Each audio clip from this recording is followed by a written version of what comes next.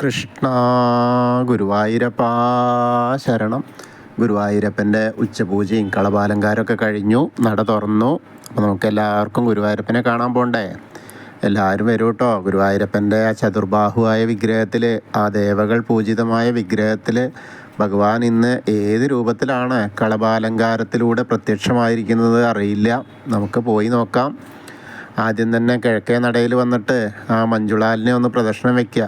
അപ്പോൾ അങ്ങനെ മഞ്ജുള വാരസ്യാരെ ഒന്ന് സ്മരിക്കാം. അതുപോലെ വെങ്കല ഗരുഡ ശില്പവും അതേപോലെ കുചേലൻ്റെ ശില്പമൊക്കെ കണ്ട് തൊഴുത് നേരെ നമ്മൾ അത്തിമര ഗണപതി ക്ഷേത്രത്തിൽ വന്ന് ഗണേശനെ കണ്ട് തൊഴാം. അതിനുശേഷം വരുമ്പോൾ ആ കാളിയമർദ്ദന രൂപീനെയും കണ്ട് തൊഴുത് നേരെ ആ ഗോപുരവാതിൽ കടന്ന് അകത്തേക്ക് വരിക. അങ്ങനെ അകത്തേക്ക് വരുമ്പോൾ കൊടിമരവും അതേപോലെ വലിയ ബലിക്കല്ലും ഗജരാജൻ കേശവൻ്റെ 2 കൊമ്പുകൾ, അതിന് നടുക്കുള്ള ലക്ഷ്മി ദേവീനെയൊക്കെ കണ്ട് തൊഴുത് നേരെ വാതിൽപ്പടി കയറുകയാണ്. വാതിൽപ്പടി കയറുമ്പോൾ ഇടതുവശത്തെ മേൽപ്പത്തൂരിൻ്റെ പീഠും കെടാവിളക്കും കാണാം. വലതുവശത്തെ ആ നാരായണീയ എഴുതുമ്പോൾ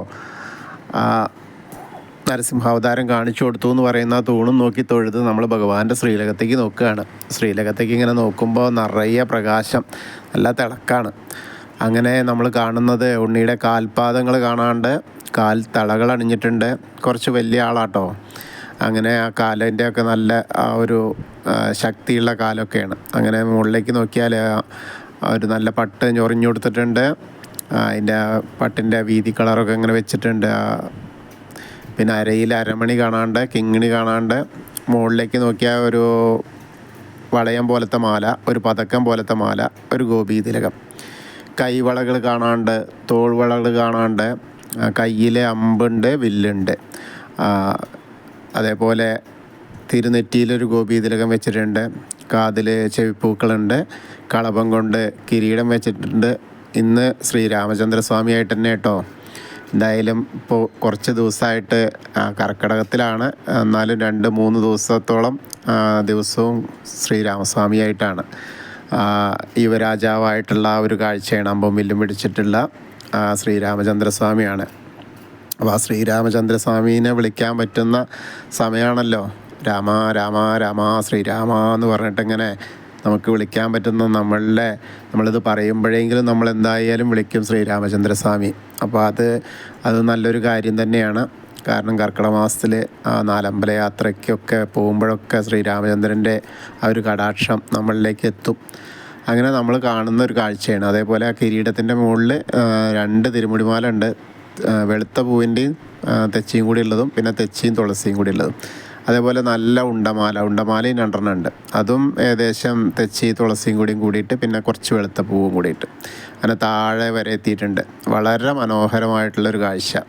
അപ്പോൾ എല്ലാവരും ഇപ്പോൾ ഭഗവാന്റെ ആ ശ്രീലകത്തേക്ക് നോക്കിയിട്ട് സോപാനപ്പടിയിൽ നിന്ന് കാണുന്ന കാഴ്ചയാണ്. എല്ലാവരുടെയും മനസ്സ് ആ സോപാനപ്പടിയിലാണ്. ആ സോപാനപ്പടിയിൽ നിന്ന് നമ്മളെല്ലാവരും ഭഗവാൻ ശ്രീലകത്തേക്ക് നോക്കിയിട്ട് ആ ശ്രീരാമചന്ദ്രസ്വാമീനെ കണ്ട് പ്രാർത്ഥിക്കുകയാണ്. നന്നായിട്ട് പ്രാർത്ഥിച്ചോളൂ. അപ്പോൾ ആ ഭഗവാന്റെ അനുഗ്രഹം നമ്മളിലേക്ക് എത്തും. അങ്ങനെ തൊഴുത് കഴിഞ്ഞാൽ അഗ്നികോണിലുള്ള ബലിക്കല്ലും അതേപോലെ ഭഗവാന്റെ തിടപ്പള്ളിയൊക്കെ കണ്ട് തൊഴുത് ലീലക്കണ്ണനെയും കണ്ട് തൊഴുത് അങ്ങനെ വന്ന് സപ്തമാതാക്കളെയും കണ്ട് തൊഴാം. പിന്നീട് ഗണേശനെ കാണാം. ഗണേശൻ്റെ അവിടെ എത്തുമ്പോൾ ഗണേശൻ്റെ അവിടെയൊക്കെ നിറച്ച് കളഭം കൊണ്ട് ചാർത്തിയിട്ടുണ്ട്. മുഖത്തൊക്കെ കളഭം ചാർത്തിയിട്ടുണ്ട്. അതേപോലെ കിരീടം വെച്ചിട്ടുണ്ട്.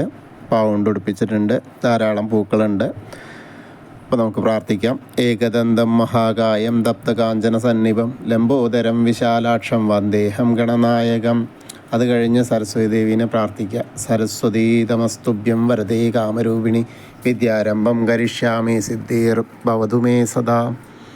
അത് കഴിഞ്ഞ് അവിടുന്ന് ഇങ്ങനെ വരുമ്പോൾ ആ കോർണറിലെത്തിയ ചെറിയ ഗണേശനെ ഒന്ന് കണ്ട് തൊട്ട് തലോടാം. ഒരു വെളുത്ത പൂവിൻ്റെ മാല ചാർത്തിയിട്ടുണ്ട്. പിന്നെ മത്സ്യം, കൂർമ്മം, വരാഹം, നരസിംഹം വരെയുള്ള രൂപങ്ങളൊക്കെ കണ്ട് തൊഴുത് ഓദിക്കൻ്റെ അവിടുന്ന് അർച്ചന പ്രസാദമൊക്കെ വാങ്ങി വാമന രൂപം ഗജേന്ദ്രമോക്ഷത്തിൻ്റെ രൂപമൊക്കെ കണ്ട് തൊഴുത് അനന്തശായിയായ അനന്തപത്മനാഭനെ കാണാം. അവിടെയും ധാരാളം മാലകളുണ്ട്. വെളുത്ത പൂവാണ് കൂടുതലുള്ളത്. പിന്നെ കുറച്ച് തുളസിമാല ഉണ്ട്. 1-2 താമരമാലകളുണ്ട്. അത് കഴിഞ്ഞ് ഗരുഡാരൂഢനായിരിക്കുന്ന മഹാവിഷ്ണുവിനെയും കണ്ട് തൊഴുത് നമ്മൾ ശ്രീകോവിലിൻ്റെ പുറകുവശത്ത് വന്ന് സാഷ്ടാംഗം നമസ്കരിക്കുക. നമസ്കാരമൊക്കെ കഴിഞ്ഞ് മുകളിലേക്ക് നോക്കിയാൽ ഉഗ്രരൂപിയായ നരസിംഹസ്വാമിയെ കാണാം. അതേപോലെ ആ ഭീഷ്മരുടെ ശരശയ്യൊക്കെ കണ്ട് തൊഴുത് നമ്മൾ നേരെ വരുന്നത് ബാക്കിയുള്ള ദശാവതാര വിഗ്രഹങ്ങൾ ശ്രീരാമചന്ദ്രനും ബലരാമനും ഭാർഗവരാമനും ശ്രീകൃഷ്ണനും ഒക്കെ കണ്ട് തൊഴുത് മുരുകനെയും കണ്ട് തൊഴാം. പിന്നീട് ഹനുമാൻ സ്വാമിയുടെ അടുത്ത് വരിക, ഹനുമാൻ സ്വാമിയെ കണ്ട് പ്രാർത്ഥിക്കാം. അവിടെ നിന്ന് കുറച്ച് കുങ്കുമം മാത്രമേ ഉള്ളൂ, വേറെ ഒന്നുമില്ല. നമുക്ക് പ്രാർത്ഥിക്കാം. ത്വമസ്മിൻ കാര്യനിര്യാഗേ പ്രമാണം ഹരിസത്തമ ഹനുമാൻ യജ്ഞമാസ്തായ ദുഃഖക്ഷയകരോ ഭവ മനോജവം മാരുതതുല്യവേഗം ജിതേന്ദ്രിയം ബുദ്ധിമതാം വരിഷ്ഠം വാദാത്മജം വാനരയൂതമുഖ്യം ശ്രീരാമദൂതം ശിരസാ നമാമി. ബുദ്ധിർബലം യശോധൈര്യം നിർഭയത്വം അരോഗത അജാഡ്യം വാക്പടുത്തം ഹനുമസ്മരണാത് ഭവേത്. ഓം നമോ ഭഗവതേ ആഞ്ജനേയായ മഹാബലായ സ്വാഹ. ഹനുമാൻ സ്വാമിയെ കണ്ട് തൊഴുത് രാധാകൃഷ്ണ വിഗ്രഹവും കാളിയമർദ്ദൻ രൂപവും വെണ്ണക്കണ്ണനെയൊക്കെ കണ്ട് തൊഴാം.